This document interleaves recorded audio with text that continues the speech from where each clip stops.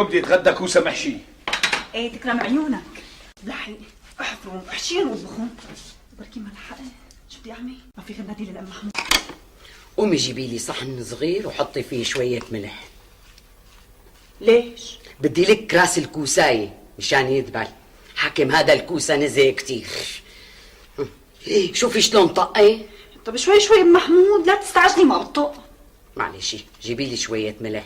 اوان انا ما بعرف احفر الكوسة بدون ما لكه بالملح مشان يدبل تمه. حاضر ام محمود. تكرم عيونك. شو هذا ام محمود؟ خير شوفي. هاي الكوساية سميكة وبدها حفر كمان. هيك احسن اطيب. إيه بس جميل ما بحبها هيك، بحب قشطة ترقيقة. انا هيك بعرف، بخاف اذا حفرتها اكتر بخشب. ايه معلش ام محمود لا تعذبي حالك، انا بحفر الكوسايات، فوتي انت جهزي التتبيله، الرز منقوع واللحمه جنبه. التتبيلة شغلتها بسيطة، هلا ب5 دقايق منجهزها، بس انت تجهش لي بقوم انا براسي بتبل لك اياها.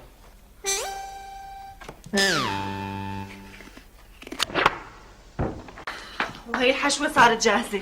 ممتاز، وانا خلصت حفر. هاتي حبيبتي تعال. لا تكوني ما بتعرفي تحشي ام محمود. لا يا انا ما بعرف بحشي، انا احسن وحده بحشي بهالبنايه وبكل الصايع. هاتي حبيبتي تعالي. تليانون اربيان. اوعي كناء